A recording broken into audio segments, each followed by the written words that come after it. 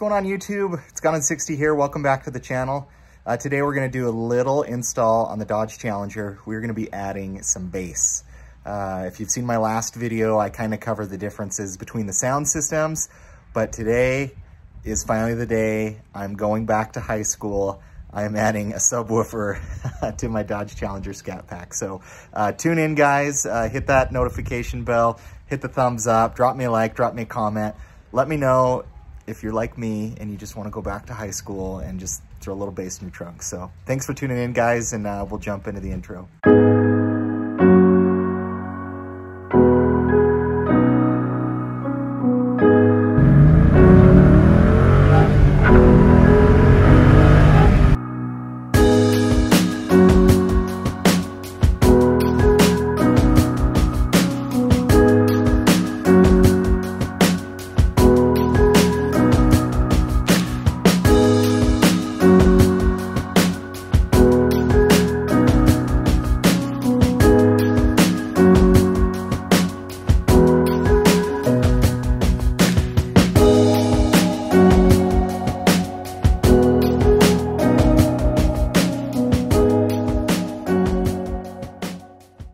So it's raining here in Utah. Sorry about the noise, but honestly, really excited that it's raining and we're actually getting some cooler weather. So actually it was like the perfect day to hop in the back of my car and not sweat too much. But apologize if the sound is a little bit off. But so this is what we're actually working with today. So it's the JBL GT Bass Pro 12, and it has a max power of 450 watts and the RMS power.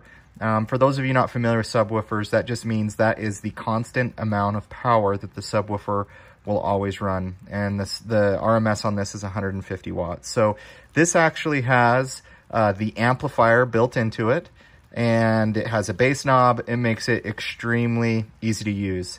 I wanted to do a power sub just for a few reasons. I just really wanted something clean, something that I could easily just detach and just take it out of the car. And I also, you know, my car has the Alpine stereo system, so it already has an 8-inch subwoofer in it. And so it does have some bass, but it just needs some help. And so this is the product I went with. The other product that I was looking at was the Rockford Fosgate P300. This JBL had amazing reviews on it. And I think all in for just the subwoofer itself, I think I was around about $220 on it. So yeah, let's just go ahead and show some of the things that it comes with and some of the things you guys would need for the project. So here just kind of covers a little bit of everything that it has in terms of settings, in terms of what it comes with. The amp is on the back of the subwoofer, and I'll cover some things I like about it and some things that I don't here in just a minute. But it really has everything that you need. So I bought this off of Amazon. I'll leave a link in the description. And they recommend 3 things that you buy with it. They recommend that you get this wiring kit, which is the Bass Pro. It's 8 gauge. This has pretty much everything that you need. One recommendation is do not buy the line out converter. For those that, you know, of you that are wondering what a line out converter is, it just basically allows you to tap into the existing radio on your car without installing like a new CD player or a new head unit. And it also gives you the ability to tap into the rear speakers, is which I did.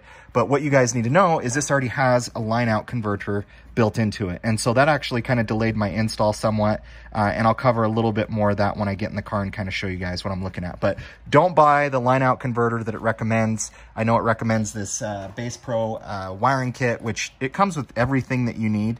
It has red power cable, your ground cable. I will be honest, the ground cable, that thing is not 3 feet. I can guarantee it. It's more like 1.5 to 2 feet. So I'll show you guys where I connected the ground cable. But it definitely is not as long as they suggest. So insert joke.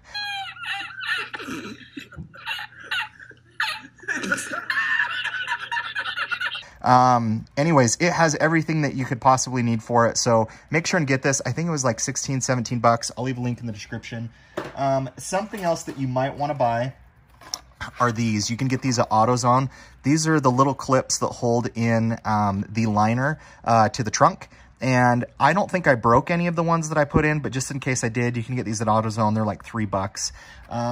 And the last thing, the most important thing, I did this because I wanted to tie into the rear speakers. I didn't want to have to run RCAs all the way up to my head unit. I really just wanted to do kind of a T-tap into the rear speakers, and these are amazing. Let me pull them out, and I'll just kind of show you guys what it is that I'm looking at. All right. So essentially what you do is, and I'll show you guys when I get to the car, you're just going to put the speaker wire on the far right-hand side there, and they're just going to kind of clamp this down.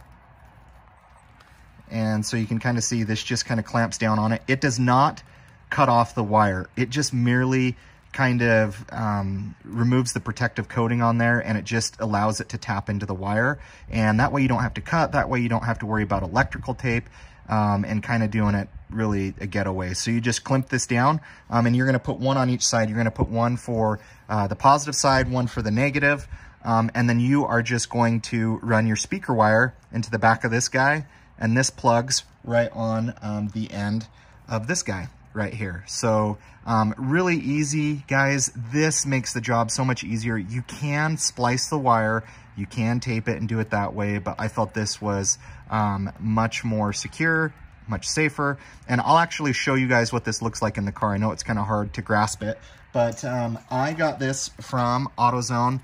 This is for 16 gauge to 14 gauge. From what I've read online, the speaker wire is 18 gauge. But, you know, I was talking to the guy and he says this will work just fine. And I can confirm to you guys that it does work just fine. So let's go ahead and jump into the rear of the car, and I'll show you guys kind of how I wired this, how I structured everything.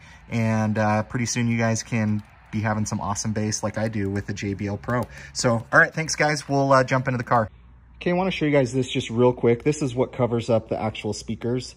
So there's a few clips on here that you guys will be popping out. You can see there's one there. You can see there's one on the other side right there. There's one right here. And there's one right there. So basically, I think 4 in total. And these magnets just kind of stay on there, and they just kind of go onto the top of the car. One thing that you are going to want to remove is you're going to want to unclip this guy, and be very careful because this can get extremely, extremely hot. So one of the first things that you're going to do in this project is remove this guy off of there. And all I did was take a flathead screwdriver and kind of pulled these back, and then I grabbed a pair of pliers and just kind of pulled them out. But you are going to have to kind of use some force. You know, don't try and twist it, just kind of pull it straight out. But it should be really easy for you guys to do. But make sure that this light, you know, what I did is I disconnected my battery first before I did anything. And then I actually unplugged this. And so if you just kind of get a flathead screwdriver, this just pulls out, and it's actually this clip right here. So this is just what kind of clips into it. So, you know, the best thing I would recommend, disconnect the battery and then pry this guy off. So one of the things that's awesome about the Dodge Challenger Scat Pack is the battery is in the trunk. And for those of you that have installed stereos, this makes it extremely easy to do. And so right here is where I installed the power wire. Don't worry guys, I'm gonna clean this up. I am gonna run this and make it look really neat, but just for the video, I just wanted to show you guys this is what I did. In terms of the ground wire, I actually ran it back here, and I ran it right there. Make sure that you have a good connection on the ground. I kind of, you know, took a screwdriver and just kind of roughed up the surface just to make sure you could see the metal on there, and then just kind of tighten it down with a washer. And so, like I mentioned, the ground wire is not super long, and this actually works perfect. So it still gives me some space to work on. But you can kind of see this is what the subwoofer looks like from the outside. This is actually a really easy install, guys, and the bass on this actually sounds really good. Let me show you guys a closer up look from the amp from behind and where I'm tapping into the rear speakers from. All right, guys, here is the back of the amp. One thing that it does come with is this high level in right here. So this is actually the built-in line converter, and you'll use this to connect your speaker wires to that you're tapping in up there. And I'll show you guys that in just a second. But I kept the controls all at really easy, just kind of medium level. And this is the bass knob that you guys could actually run this all the way up to the front of your car. I'm actually not going to. I'm just going to kind of leave it back here and just tighten it up. But that just connects in right here. And then, yeah, you just have your ground wire right here. and then you have your power wire. So it's really easy. One thing I do not like about this box is right here, you can't really see it, but it's hollowed out. And so in order to tighten these, which are a Phillips screwdriver, you need a really super short one, or you kind of need to lift up the box in order to get to it. That is the only thing I do not like about this. So I was kind of having to hold it up with one hand and tighten it because I just didn't have a screwdriver that was that short. So yeah, let's go ahead and just lastly show you guys how I did the T-taps. Okay guys, so fat guy in a little trunk. Actually fat guy in a big trunk. Fat guy in a little coat. So here are the T-taps. And so this is the normal speaker wire right up here. It just plugs in. And all I did was connect one of those connectors to the negative and one to the positive. And then I literally just ran my speaker wire into the back of it. So the gray brown, this top one, is the negative, and the gray white is the positive. And you're just going to essentially clip those guys onto these. I kind of used a pair of pliers just to crimp down on it. And I did one for each wire. It should not cut the wire. It should still stay intact. And then you're just going to run your speaker wire into the back of one of these connectors, and it literally just slides onto one of these. And then you're just going to run it back to your sub. So that's pretty much it, guys. A lot of YouTubers have not shown how this goes. This was the part that stressed me, because when I've done stereos before, I've always done remote wire and ran RCAs. But with this, I have not needed RCAs. You just run this right into the high level in and connect them. And it's as simple as that, guys. So hopefully you guys enjoyed today's video. And, you know, I'm going to be rocking down the road and I'm going to love it. I have turned it on. It does sound really good. It doesn't overpower it. For those of you guys that didn't catch my last video, this is actually the Alpine 8-inch subwoofer. It's okay. When I've removed some of this matting, you can actually hear it kind of buzzing a little bit.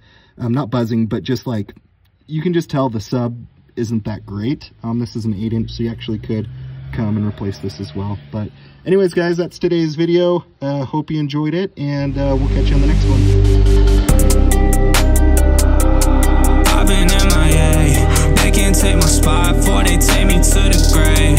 Swear it's been too long, yeah, I can't recall your name.